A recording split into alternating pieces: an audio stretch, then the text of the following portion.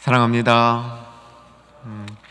오늘 찬양을 받으신 주님, 우리 말씀 가운데 함께해 주시기를 소망합니다. 특별히 오늘 찬양은 겸손과 갈급한 가운데 주님 앞에 올려진 복된 찬양이었습니다. 지난 주 말씀 조금 생각해 보겠습니다. 사도행전을 보다 보면 단위가 2년 단위가 많이 있습니다. 바울이 로마 감옥에 갇혀 있는 시간 2년이었고요. 가이사라라는 도시에 바울이 구류되어 있었던 거, 그것도 2년이었습니다. 두란노 서원에서 말씀을 힘있게 전했던 그 사역도 2년이었습니다. 그 2년 단위로 이렇게 끊기는 일이 종종 있게 되는데, 자, 이제 이 구조를 한번 보시기 바랍니다. 사도행전 오늘 이 끝말에 가이사라를 중심으로 2명의 로마 총독이 등장합니다. 이름이 조금 비슷합니다. 벨릭스와 베스도. 벨릭스가 먼저 있었고 베스도가 후임입니다. 벨릭스 총독 때 바울이 예루살렘에 올라갔다가 그 예루살렘에서 이제 생겼던 폭동에 휘말리면서 바울은 기적적으로 천부장의 도움으로 가이사라로 이제 호송이 됐죠. 그 밤에 야간 탈출 작전 기억하실 겁니다. 그렇게 해서 가이사라로 바울이 도착을 했고, 그때 총독이 벨릭스였는데, 지난주 말씀 뒷부분 한 번 더 정리해야 됩니다. 굉장히 중요한 말씀이거든요. 이 벨릭스가 복음에 대해서 관심이 있었습니다. 특별히 부활에 대한 이 지식이 있었습니다. 부인이 두루실라라는 여인이었는데 유대인이었고요. 원래 로마 총독은 가이사라에 오면 그것이 예루살렘 유대인권이기 때문에 유대인들의 굉장히 관심을 가질 수밖에 없습니다. 그래서 부활에 대한 이야기를 들어보았는데, 바울에게 부활에 대한 이야기를 들으러 갔었죠. 그때 바울이 설교를 합니다. 불행히도 설교의 내용이 성경에 나오지 않고, 성경은 설교의 주제, 이 주제만 딱 얘기해 주는데, 그 주제가 뭐였냐면 의와 절제와 심판. 기억해 두시는 거 좋을 것 같습니다. 우리 신앙을 점검하는데 굉장히 유익한 성경의 큰 주제들입니다. 다시 한번, 의와 절제와 심판. 어떻게 이걸 묶을 수 있냐면 성령의 관점과 심판의 관점에서 묶을 수 있습니다. 성령의 관점이라는 것은 의도 사실은 성령이 의의 열매를 맺게 해주거든요. 절제도 성령께서 9가지 열매 중에 절제를 주시거든요. 심판도 성령의 주관으로 우리로 하여금 심판이 있다는 걸 알게 해주십니다. 여러분, 심판이 있다는 걸 아는 게 내가 지식으로 아는 게 아닙니다. 여기 어디 법전에 써져 있어서 심판이 있다, 이거 아니잖아요. 그런 하나님 나라의 법은 글로 쓰여 있지 않지 않습니까? 그런데 이 심판이 진짜 있음을 알게 해주는 게 성령께서 우리 안에 알게 해주신 거거든요. 그래서 이걸 이렇게 이해해 두시면 좋습니다. 심판의 기준은 의고, 우리가 그 의를 가지고 살아가는 동안 우리 삶에 절제가 생긴다. 이렇게 연결해 주시면 의와 절제로서 심판을 이길 수 있다, 이런 결론이 되는 거죠. 이 설교를 들은 로마 총독의 이름이 뭐라고요? 벨릭스입니다. 지독하게 안 헤어지시죠? 벨릭스. 이 벨릭스 총독한테 이제 이 말씀을 전했는데, 이때 벨릭스 총독이 두려워했다고 되어 있습니다. 성경 피명하십시다. 사도행전 24장으로 가서 24장 24절을 보시면, 벨릭스에게 바울이 그의 아내 유대 여자 두루실라와 함께 왔을 때 예수 믿는 도를 가르쳐서 25절 의, 절제, 장차올 심판, 이에 대해서 벨릭스가 두려워했어요. 근데 안 받아들였습니다. 지금은 내가 이것을 좀 더 생각해보고, 지금은 아니다, 그냥 시방은 가라, 옛 번역 시방은 가라, 내가 좀 더 생각해봐야 되겠다, 이 반응 안 했습니다. 이 반응 안 하면서도 참 이 벨릭스라는 사람이요, 어쩌면 우리들 같은지 모르겠어요. 요즘 사람들 같아요. 또 가라 그래 놓고 또 관심은 또 있어. 자주 불러 얘기하라고, 자주 불러 이야기 듣는 거 하면서 또 거기서 돈도 바래. 특이한 사람이에요. 이 돈도 바라면서 또 뭘 바래요?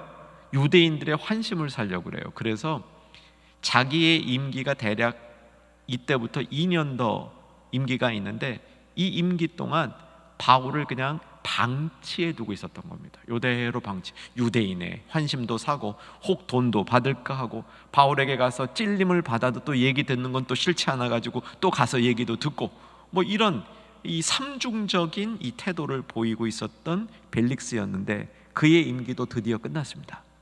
그래서 벨릭스의 임기가 끝나고 오늘 말씀은 25장 1절부터 26장 12절까지 굉장히 그 많은 내용인데, 또 이 내용 자체가 반복이기 때문에 그냥 빨리빨리 지나갈 겁니다. 자, 25장 1절을 보시면 새로운 총독이 부임하는데 그 이름이 베스도입니다. 지독히 안 헤어지실 겁니다. 벨릭스, 베스도 순서 아마 안 헤어지실 가능성이 많아요. 근데 이제 이런 인물들이 있었다. 이제 베스도가 등장을 했습니다. 그래서 베스도가 등장을 하니까 이 로마 총독으로 부임하니까 이제 인사를 다녀야 됩니다. 인사를 예루살렘으로 인사하러 올라갔습니다. 지도 보시겠습니다. 이게 전에 바울이 로마의 특별 호송을 받으면서 가이사라로 이동한 경로였죠. 안디바드리 기억나실 거예요. 안디바드리에서 이제 이 그 기병으로 바꿔가지고 말을 타고 이제 빨리 갔더니 안디바드리가 중간 지점입니다. 항상 저 길로 다닙니다.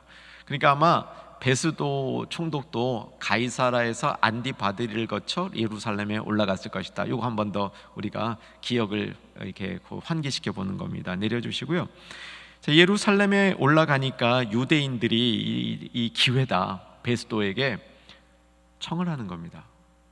바울이 지금 가이사라에 갇혀 있는데 예루살렘으로 좀 올라와서 우리에게 신문 한번 받게 해달라고, 우리가 그를 예루살렘에서 신문하고 싶다고 이렇게 새로운 총독에게 청을 하는 겁니다. 새로운 총독 입장에서는 거절하기가 쉽지 않겠죠.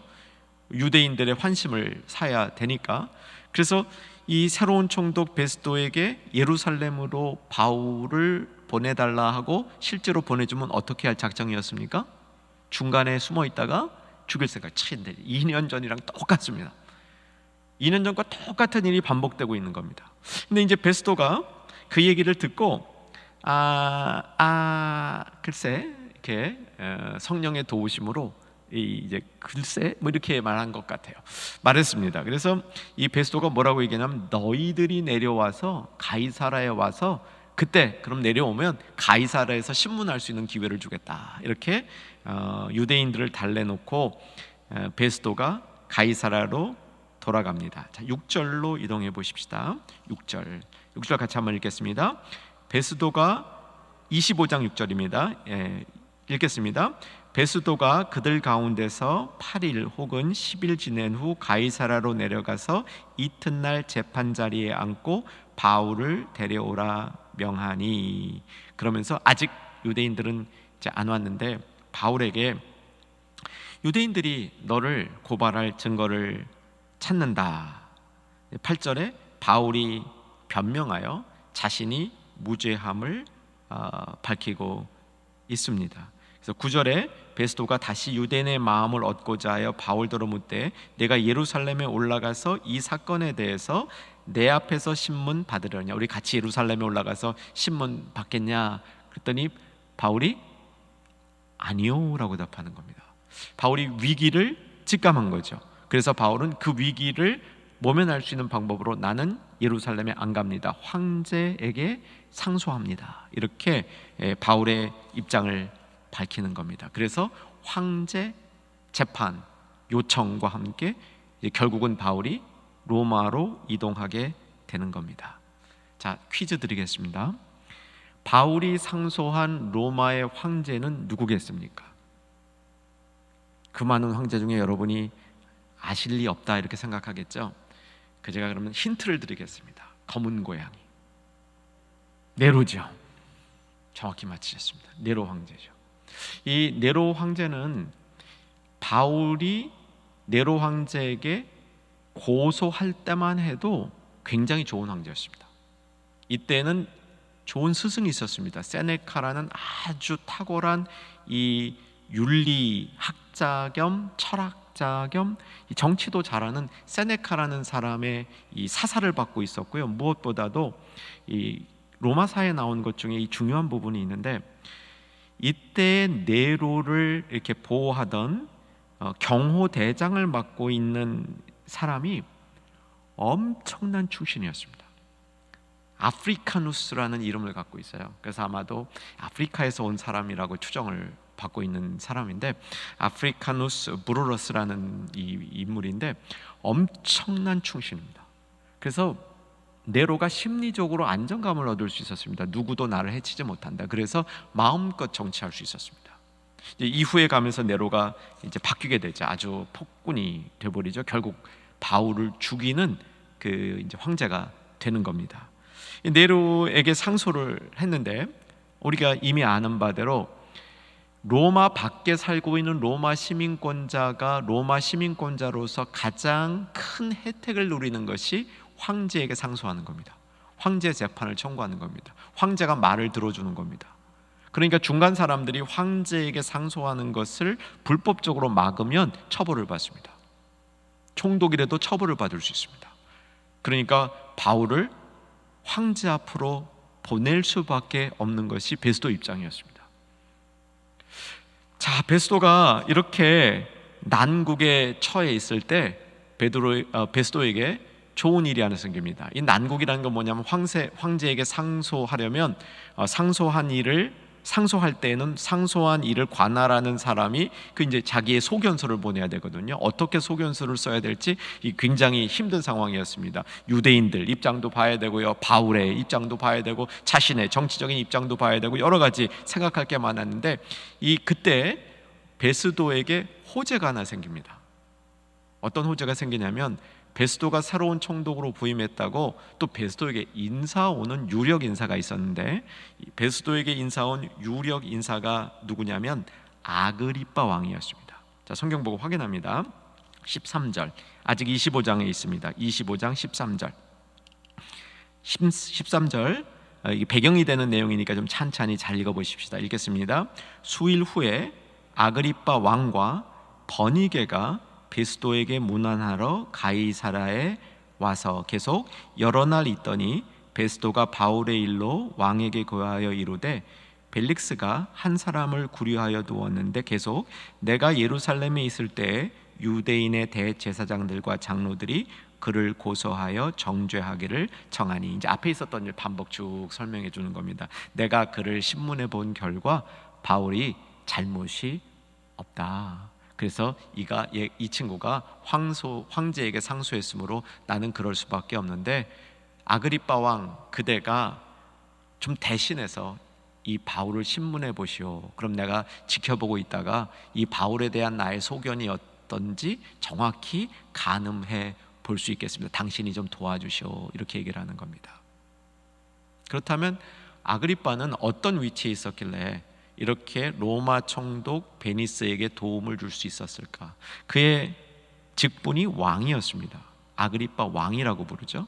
이 왕은 로마 나라가 유대인들을 자치할 수 있도록 총독이 있지만, 총독 밑에서 이방 민족이 모여 있는 특별한 이 종교와 문화를 가진 민족이기 때문에 이들 안에서, 유대인들 안에서 자체적인 분봉왕을 세웠습니다. 이게 로마의 정치 방법입니다. 그러니까 중요한 정치적인 일은 로마 총독이 감당하고, 이제 공식적인 것은 로마 총독 권한 안에 있지만, 문화적이고 종교적이고 좀 자치할 만한 것은 일종의 자치주처럼 그 안에 그 민족의 왕이 세워지는 겁니다.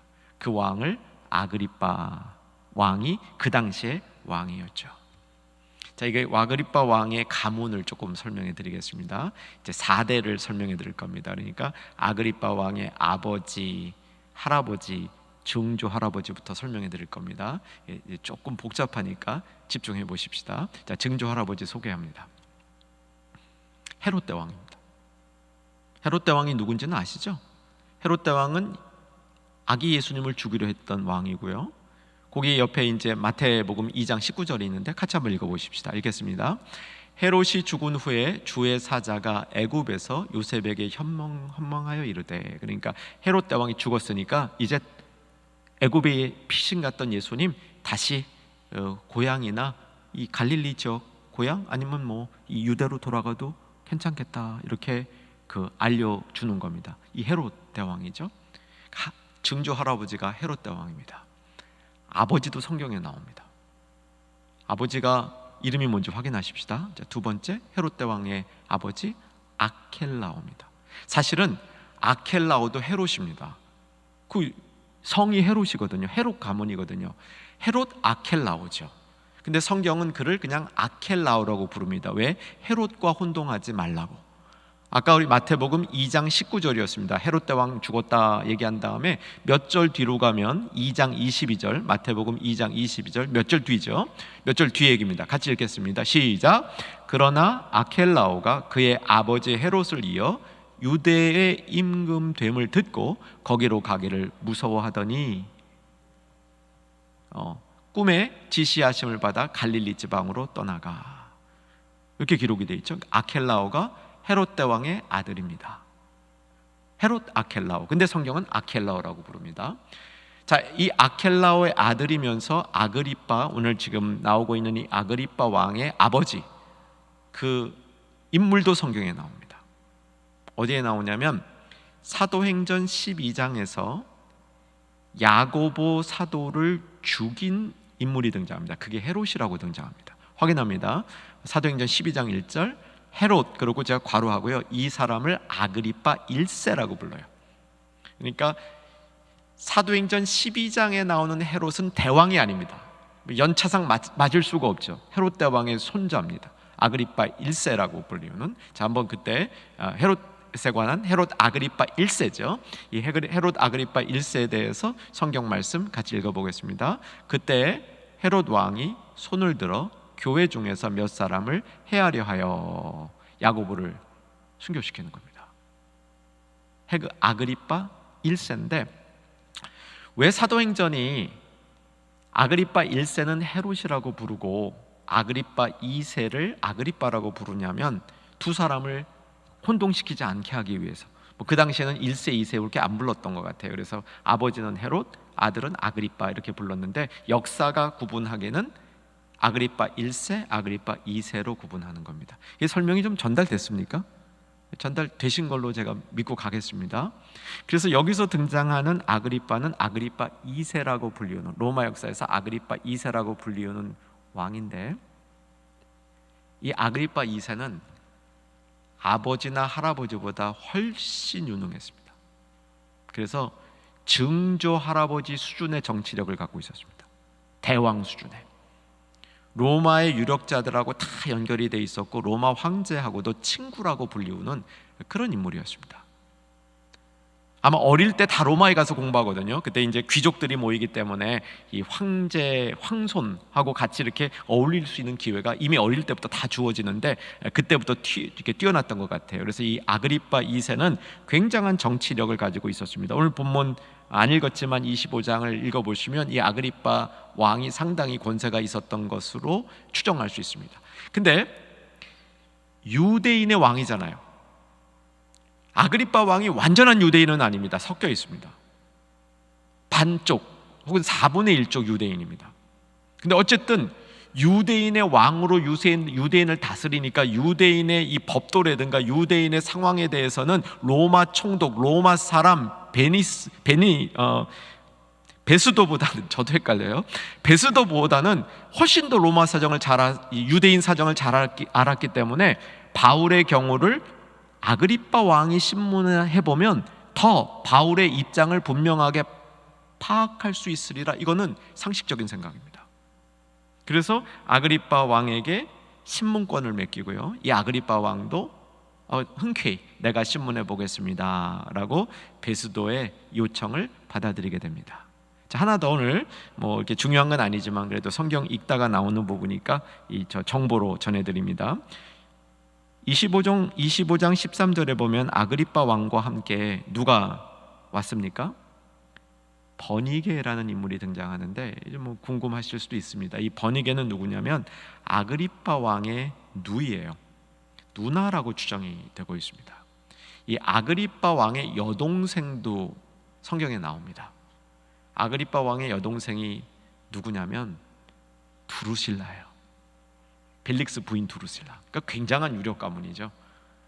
아그리빠 왕도 나오고 누나도 나오고 여동생도 나오게 됩니다. 이 누나도 역사에 보면요, 이거 보통 인물이 아니에요. 이 버니게라는 이 여인이 나중에 지금 이게 주후 한 50년대 뭐 이렇게 좀 판단이 되고 있는데 70년에 예루살렘이 멸망하거든요. 70년에 예루살렘이 멸망할 때 로마의 장군이 있었습니다. 디도라는 장군이 있었습니다. 디도서의 그 디도하고 이름만 같아요. 로마의 장군이에요. 근데 이 장군은 나중에 황제가 돼요. 로마의 황제, 그러니까 대단한 인물이죠. 근데 이 디도 장군이 이 예루살렘 지역에 이 반란군을 점령하러 들어와갖고 결국 예루살렘 성을 멸망시키는 인물입니다. 예루살렘 성전이 멸망되죠. 지금 가면 예루살렘 성전 없습니다. 이 디도에 의해서 예루살렘 성이 무너지거든요. 그때 장군이 디도인데 이 디도 장군하고 또 썸띵을 만든 이 여자가 버니게예요. 로마 역사를 보면 재밌는 거 많이 나와요. 하여간 이렇게 위풍당당하게 아그리빠 왕이 바울에게 나타나서 이 바울을 신문하게 되는 겁니다. 그래서 황제에게 갈 때 어떻게 이 상소문을 베스도가 쓸 수 있는가, 그걸 이제 도움을 주기 위해서 이제 아그리빠 왕의 신문이 시작이 되는 겁니다. 23절로 이동해 보시면 이제 신문의 시작 장면이 나오는데 23절을 읽어보겠습니다.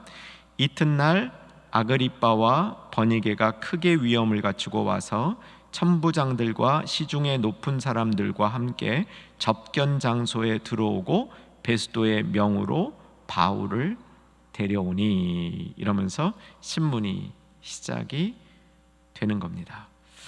26절을 제가 읽어드리겠습니다. 이에 대하여 황제께 확실한 사실을 아뢰 것이 없으므로 신문한 후 상소할 자료가 있을까 하여 당신들 앞, 특히 아그리빠 당신 앞에 그를 내세웠나이다. 이건 베스도가 한 말입니다.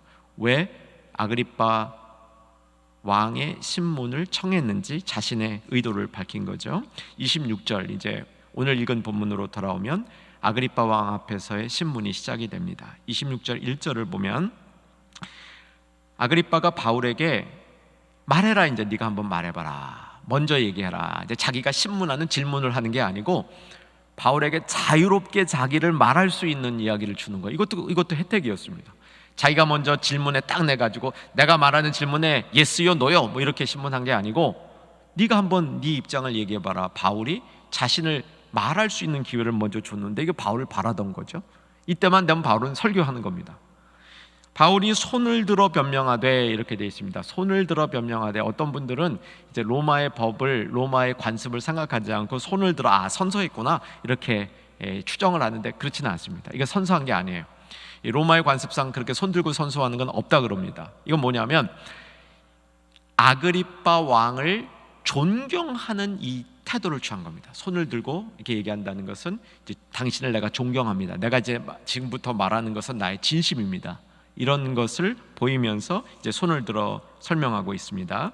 2절에 변명할 수 있는 기회 주셔서 감사합니다 라고 바울이 들어가는 겁니다. 특히 3절로 이동해 보면 당신은 우리 유대인들의 모든 풍속과 문제를 아시기 때문에 내가 좀 더 쉽게 당신에게 내 입장을 말하겠습니다. 그리고 처음 시작한 게 내가 젊었을 때, 그러니까 옛날 가말리엘 밑에서 공부 끝내고 아주 창창한, 전도 창창한 유대인의 청년으로 있으면서 예수 그리스도를 이단으로 확신하며 예수 믿는 사람들을 핍박하던 그때에 돌아가는 거예요.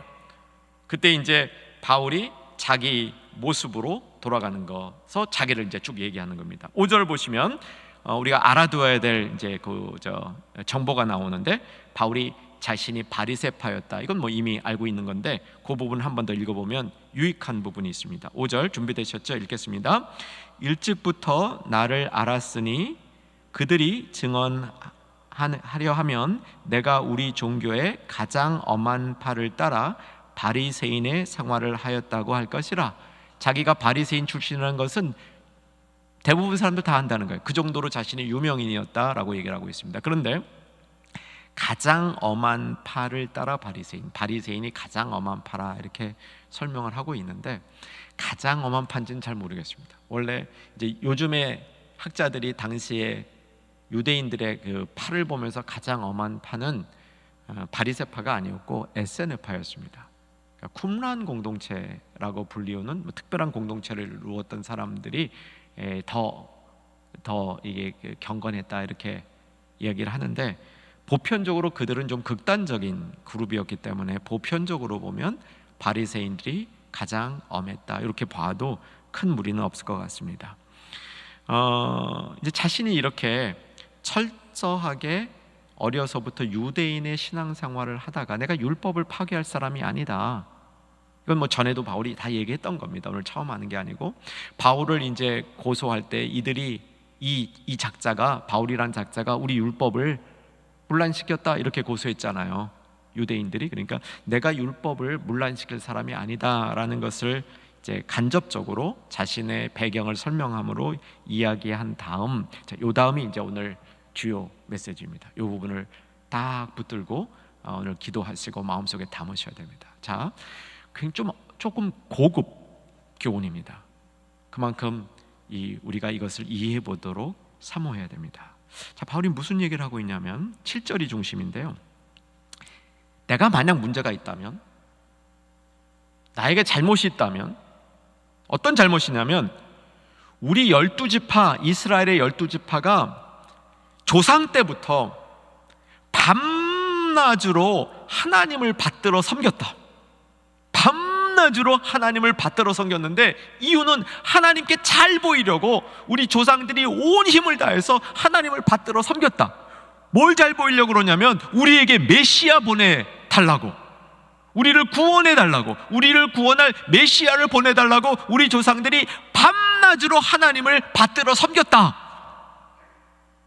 그런데 그렇게 밤낮으로 받들어 섬기던 메시아가 왔는데, 메시아를 유대인들이 못 알아보고 죽였다. 이 얘기는 거기 없어요. 그건 생략한 거예요. 메시아가 왔는데 이 메시아를 유대인들이 정말 못 알아보고 죽였는데, 내가 전하고 있는 예수가 메시아라는 증거는, 내가 전하고 있는 예수가 메시아라는 증거는 그가 부활했기 때문이다. 그가 부활했기 때문에. 왜 부활한 예수가 메시아냐면 썩임을 당하지 않게 하시는 부활을 주셨기 때문에.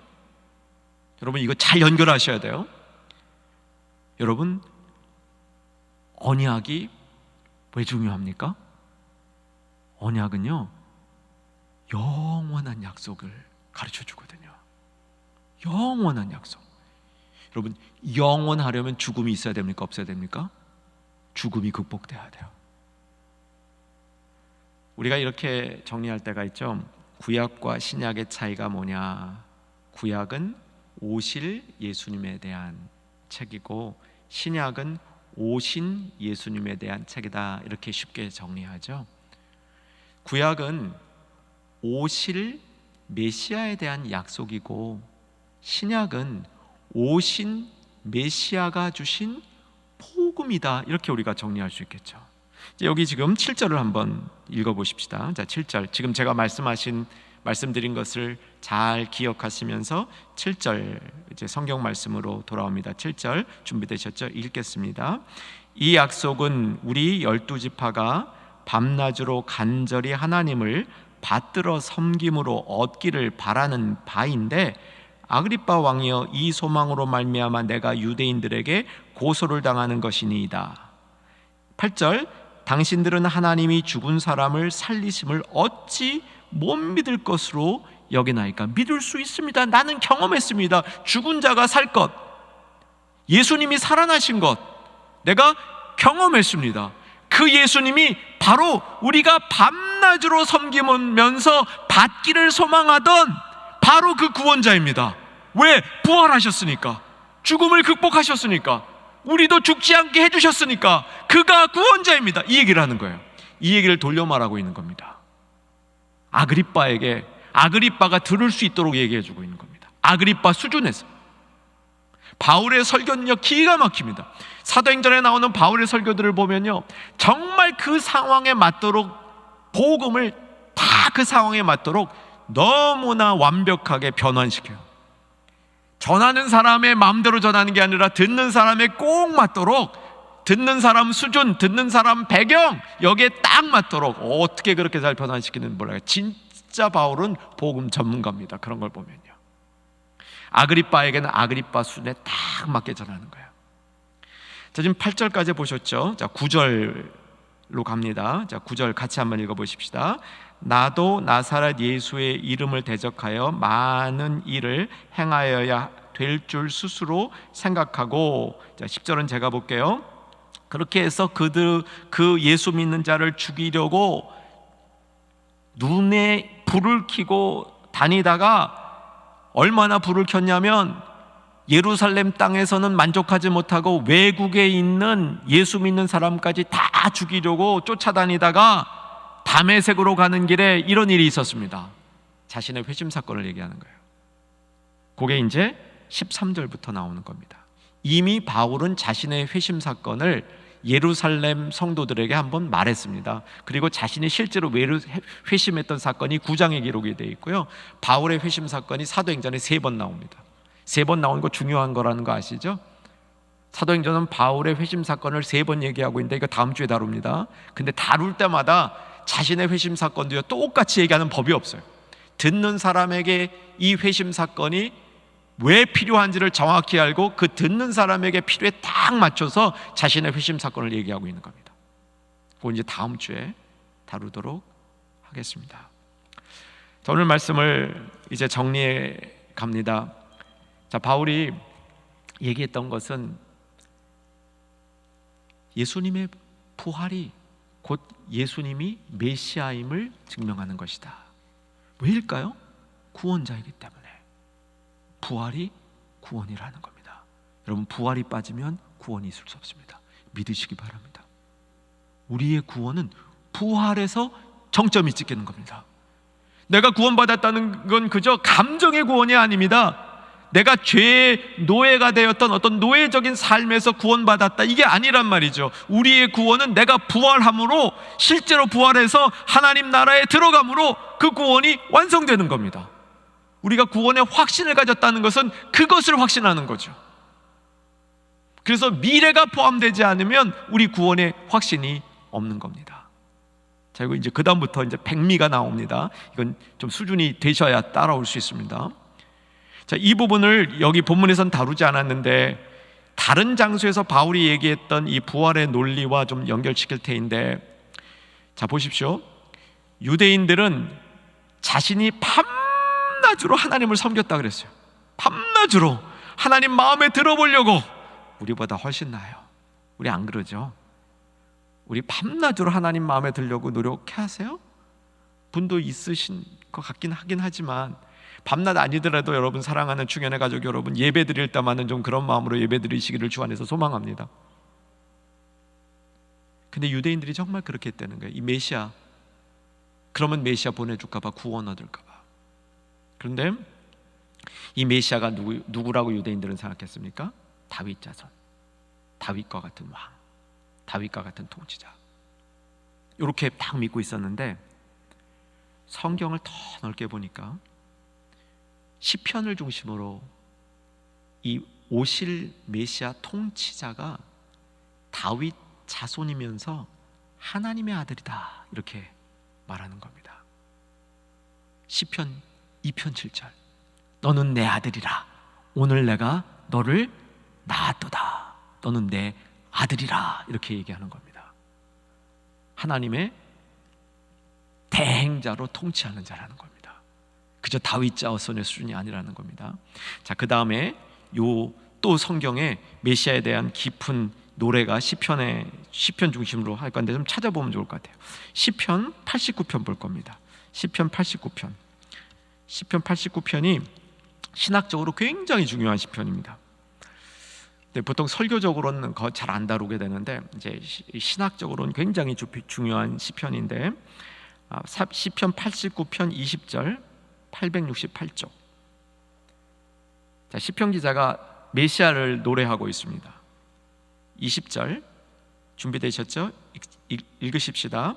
내가 내 종 다윗을 찾아내어 나의 거룩한 기름을 그에게 부었도다. 이게 뭐 사무엘 통해서 한 일이 딱 나타나는데 이 다윗이 역사상에 있었던 다윗이면서 동시에 메시아로 오실 이에 대한 하나의 소망이란 말이죠.